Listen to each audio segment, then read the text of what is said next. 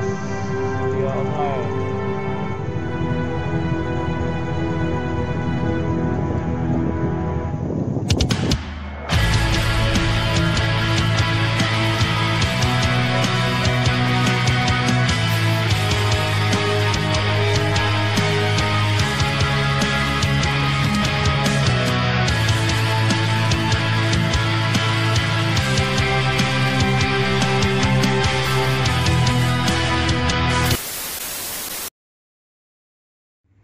Desember 2020, perjalanan dimulai ketika virus COVID-19 masih merajalela di negeri tercinta.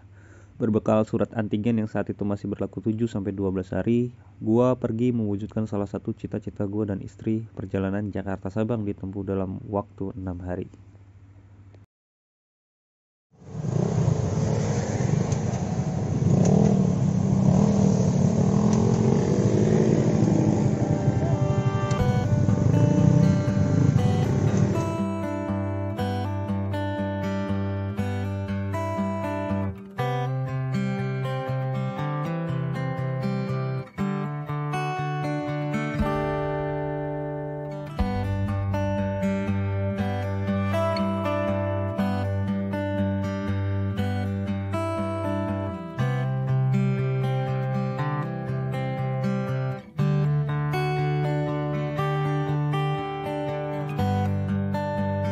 Assalamualaikum teman-teman, apa kabar?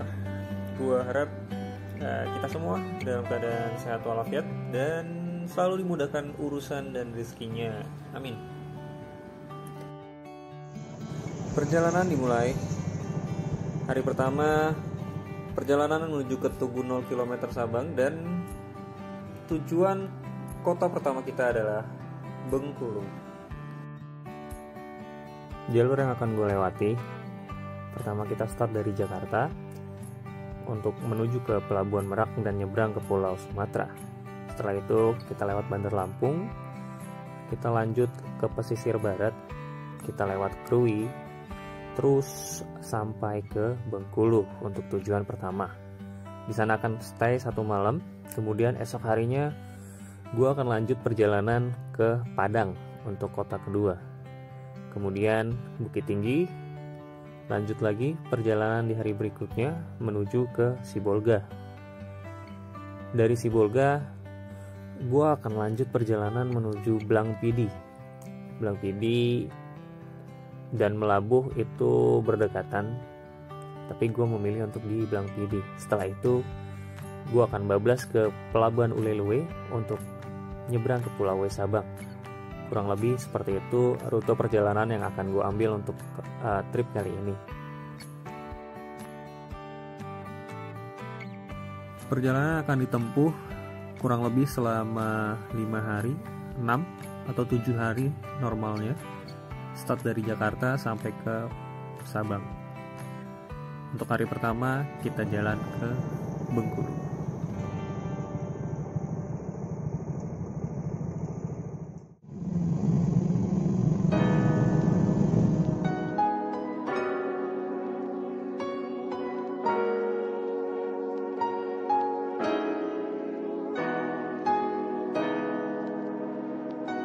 Perjalanan dari Jakarta gue gak sendiri. Gue ditemenin sama beberapa teman gue yang kebetulan mereka juga ingin pergi ke Pulau Sumatera, tapi mereka cuma sampai kota Bandar Lampung. Nanti setelah dari kota Bandar Lampung, gue akan lanjut ke Bengkulu sendirian. Kita sampai di Pelabuhan Merak, Banten sekitar jam 2:30 dini hari. Terus kita lanjut langsung ke loket untuk check-in dan pengecekan tiket yang udah kita pesan sebelumnya melalui website atau online. Dan sedikit informasi buat teman-teman yang mau nyebrang ke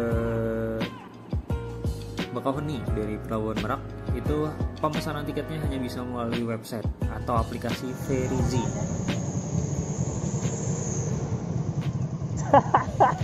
Mencadangkan.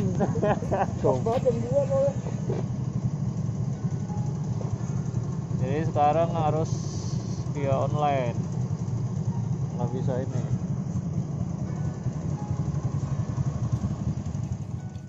Saya Pak, sekarang online semua ya.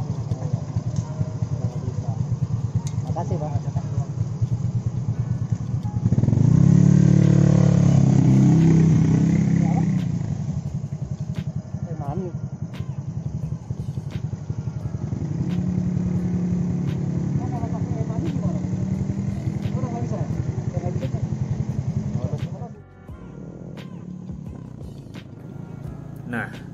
di sini kita agak sedikit kebingungan buat pilih mau naik kapal yang mana. Mau nyari yang Titanic tapi nggak ada. Waduh. Kita bingung karena antriannya panjang semua. Jadi kita muter-muter cari antrian kapal yang nggak terlalu panjang. Dan ini asli rame banget. Mana isinya mobil gede semua lagi, truk dan bis.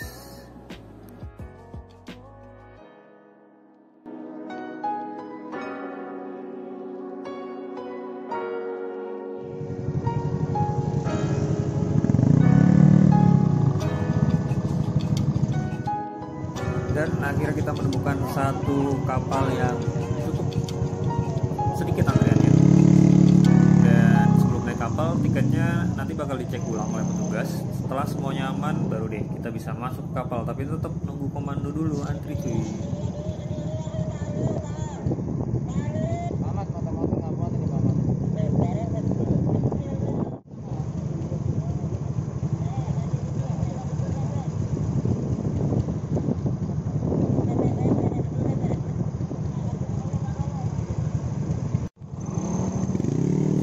Akhirnya setelah menunggu cukup lama, kita diizinkan buat naik ke kapal. Dan bisa dibilang kita adalah 3 motor atau 4 motor terakhir sebelum kapal berangkat. Karena di belakang kita ini udah tidak ada lagi kendaraan yang bisa masuk.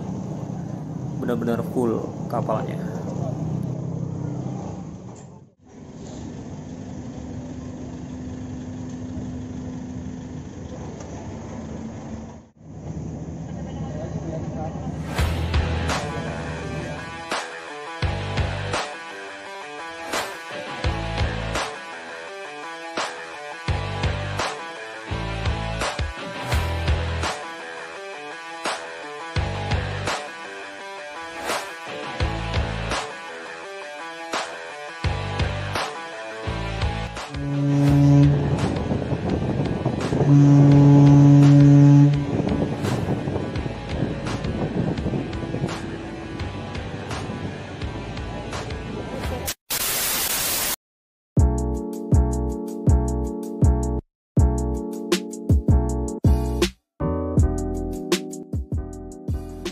Kita sampai di pelabuhan Bakauheni sekitar jam 6.15. Ini termasuk kesiangan karena target perjalanan awal gue sampai di Bakauheni itu jam 6. Jadi kita start dari pelabuhan jam 6 itu udah arah ke Bengkulu. Karena secara hitungan Google Maps dari Bakauheni ke Bengkulu adalah 12 jam. Jadi kalau gue startnya jam 6 pagi, kemungkinan sampainya jam 6 sore untuk menghindari lintas malam.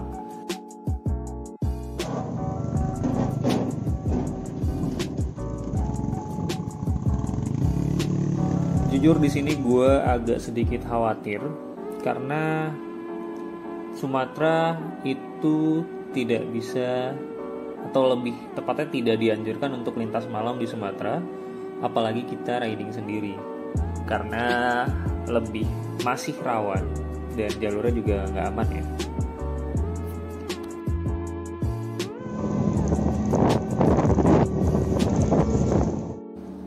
Setelah sarapan di Bakauheni, nggak jauh dari pelabuhan, gue lanjutkan perjalanan sendiri. Jadi di sini posisinya gue udah pisah sama teman-teman yang lain karena kita udah nggak sejalan.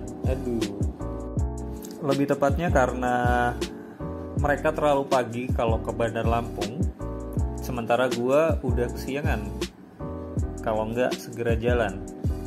Jadi gue putuskan untuk jalan sendiri, riding langsung ke arah Bengkulu dengan posisi sekarang sekitar jam 7. Jadi jika gue on time 12 jam sampai Bengkulu, ini aja gue udah kemalaman karena nyampe Bengkulu kemungkinan jam 7 malam.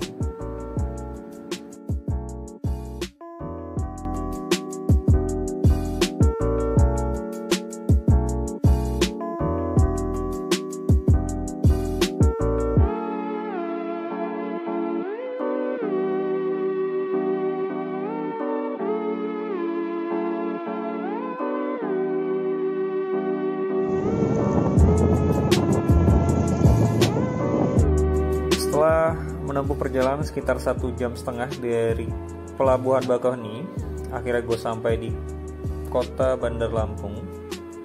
Dari kota Bandar Lampung gue langsung lanjut perjalanan menuju ke Kota Agung. Kita bakal ngelewatin Kabupaten Pesawaran ini sebelum Pringsewu. Jadi setelah Kabupaten Pesawaran kita akan lewat Pringsewu. Sebenarnya di sini ada temen yang ngontak untuk mampir, tapi karena faktor waktu akhirnya gue memutuskan untuk langsung bablas ke Kota Agung.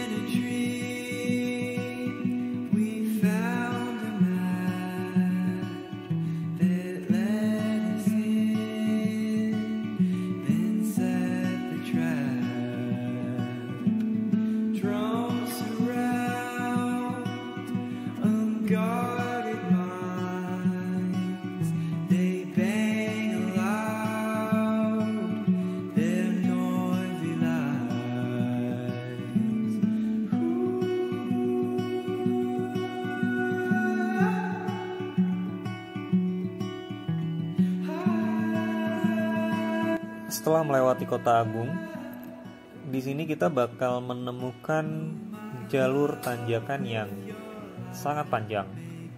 Ya, gue bisa bilang jalur ini hampir sama atau mungkin bisa dibilang lebih panjang dibandingkan jalur Sitinjau Lawi yang ada di Sumatera Barat. Karena sepanjang jalan ini, gue menemukan banyak sekali truk yang tidak bisa nanjak. Jadi baru jalan di depan itu ada truk yang berhenti, jalan lagi ke depan truknya berhenti, dan serius ini panjang banget tanjakannya. Kalian kalau melewati jalur lintas barat bakal menemukan tanjakan ini.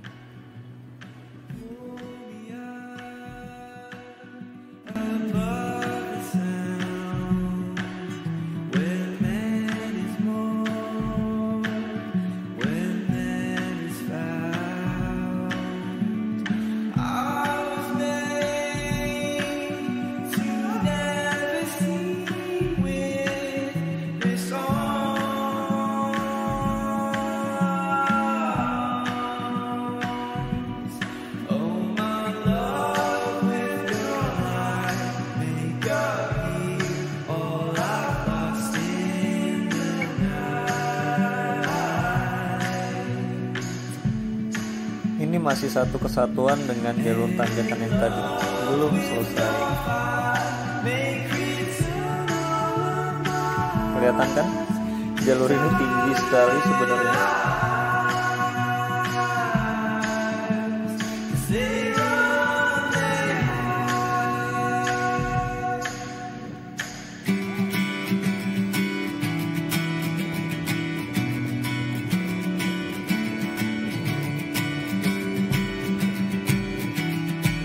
Setelah melewati tanjakan yang cukup panjang, kita bakal masuk ke area Taman Nasional Bukit Barisan dengan kondisi jalanan yang berbeda, yaitu di sini kita dikelilingi hutan rimbun dan pastinya akan sepi, hanya sesekali ada kendaraan lewat. Kondisi jalannya juga nggak selalu mulus seperti ini. Beberapa kali gue menemukan jalan rusak dan sempat terjadi satu insiden di mana gue nabrak lubang dan box gue terbang.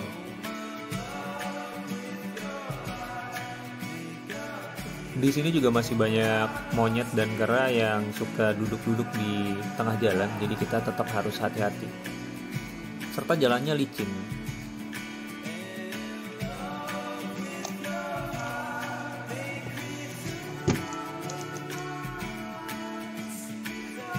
Setelah melewati perjalanan cukup lama dengan kesendirian tengah hutan, akhirnya gue menemukan pemukiman. Dan yang pertama gue cari adalah bensin, karena bensin gue habis.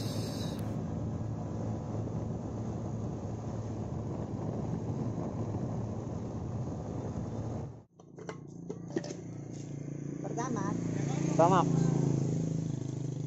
20.000. ini Jakarta, Bu. Pom bensin jauh, Bu ya?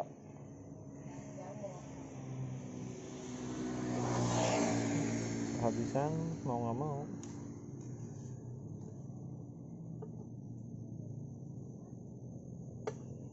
Untuk bernapas habis bensinnya. Tujuan mana? Ke Bengkulu, Bu.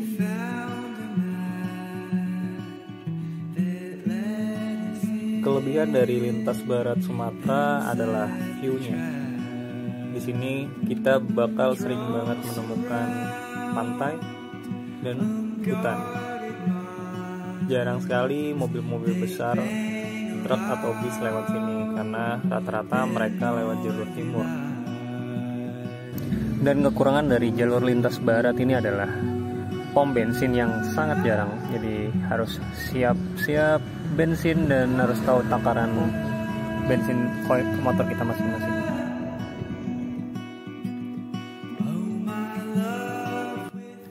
Masuk di Krui, gue sempat istirahat di pom bensin, tidur sekitar 1 jaman. Setelah cukup istirahat, gue langsung lanjut lagi perjalanan karena masih sangat jauh. Dari Krui ke Bengkulu sekitar 7 jam lagi. Setelah 2 jam perjalanan dari Krui, akhirnya gue masuk ke perbatasan antara Provinsi Lampung dan Provinsi Bengkulu. Kita akan melewati jembatan ini. Ini adalah jembatan Manula, jembatan yang cukup populer di daerah ini karena ini hitungannya jembatan baru ya. Jembatan lamanya ada di sebelah kiri sana tadi. Sayangnya gue nggak ambil foto di sini karena gue mikir gue udah kesorean. Jadi gue lanjut 12. Gak jauh dari jembatan Manula, kita bakal ketemu sama Gapura. Selamat datang Provinsi Bengkulu. Disinilah untuk pertama kalinya gue menginjakan kaki di Provinsi Bengkulu.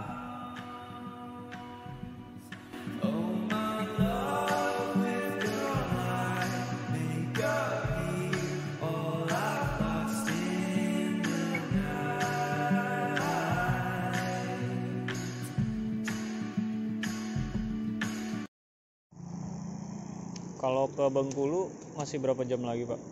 Ke Bengkulu? Iya. Hampir 240 kilo dari sini. 5 jam berarti ya? Nah, 6 jam dia biasanya kalau santai. Kalau kamu ya 5 jam. Aman berarti ya? Iya.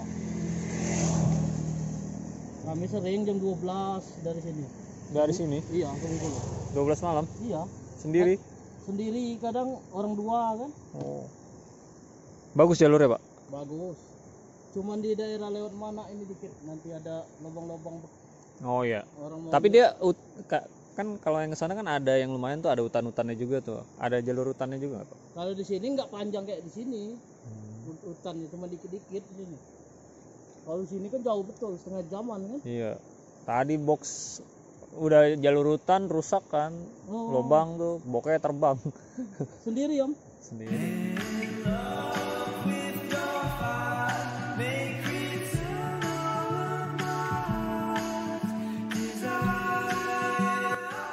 Jujur gue sangat berterima kasih sama bapak penjual pentol goreng, pentol bakar.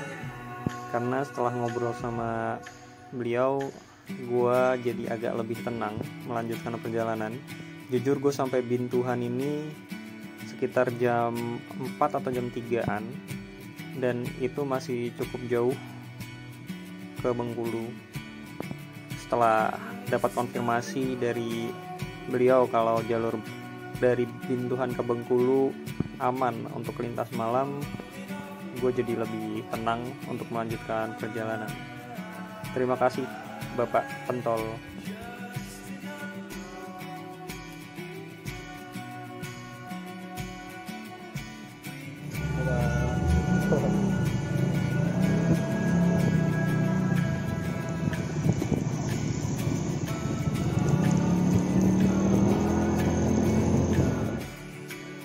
Jadi tadi ada sedikit kejadian unik ketika gue mampir ke Indomaret buat beli air. Jadi ada satu orang anak kecil nyamperin gue, terus dia bilang dia pingin jadi Gojek karena mungkin dia ngelihat YouTube motovlog yang pakai jaket Gojek ya, ada yang di daerah Lampung apa gue lupa. Jadi dia terinspirasi untuk jadi Gojek, dan ketika ngelihat Gojek dia seneng banget. Selalu ada cerita ketika gue pergi kemana-mana pakai jaket ini, menyenangkan.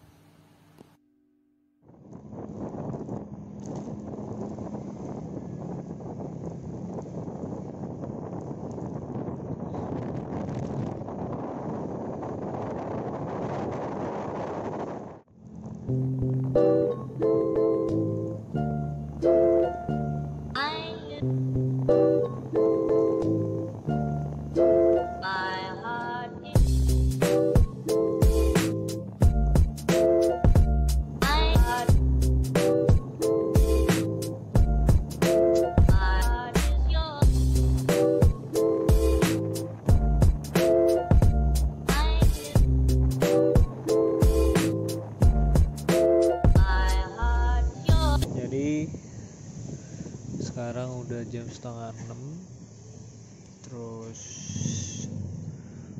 Bengkulu itu masih sekitar 3 jam lagi kalau dari kata Mbak Google. Jadi gue memutuskan untuk istirahat dulu bentar sambil nunggu maghrib biar motornya agak adem, sekalian prepare ganti visor sama dicuci sekalian. Kotor banget soalnya tadi pakai ini kan, kalau siang pakai ini, kalau malam pakai yang clear. Nggak tahu ini lagi di mana, tapi di sini anginnya kenceng banget. Kalau diem aja nih berasa, apalagi kalau lagi bawa motor tuh goyang kalau kena angin. Jadi pertama kali lintas barat Sumatera langsung kena malam. Tadi sih sudah sempat nanya-nanya nih sama abang-abang yang jualan bakso. Dia orang Bengkulu, kata dia sering pulang jam 12 malam, aman kata dia. Kalau daerah sini semoga aman bener. Jadi kalau 3 jam lagi kemungkinan jam 9-an lah nyampe Bengkulu. Rute terpanjang menuju Sabang dari Jakarta. Banyak. Hai, apa kabar? Ya, biarkan istriku istirahat terlebih dahulu.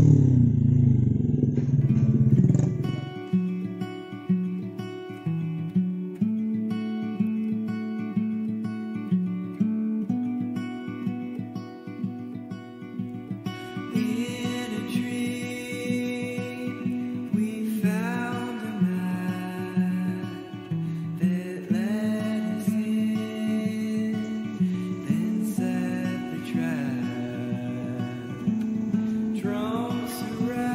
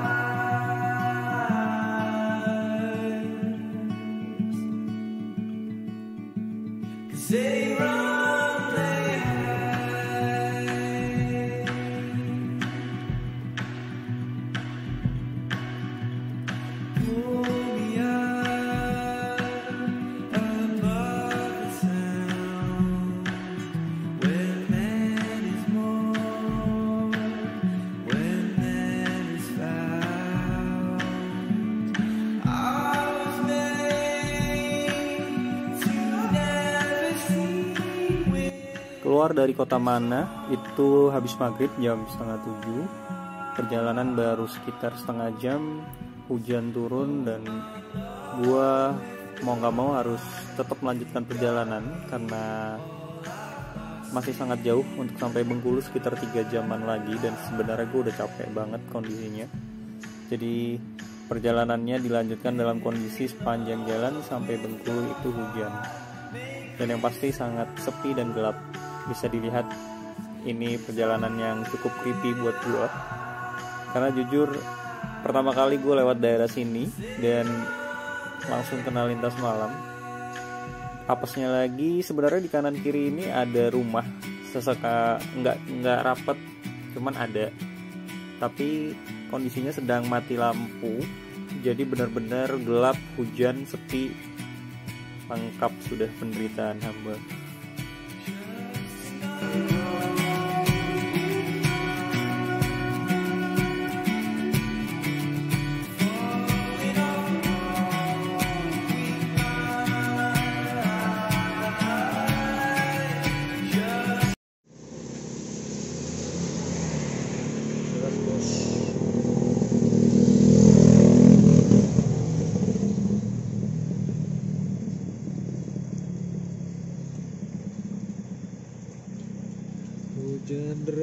Hujan deras, numpang neduh di tempat orang. Masih 2 jam lagi, udah malam, kehujanan. Nikmat mana lagi yang kau dustakan? Oke, ada dia. Hai kamu. Hai kamu.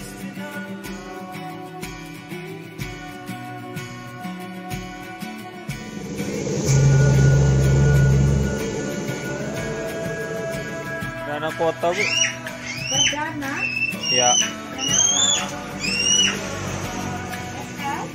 Yang bagus di sini apa?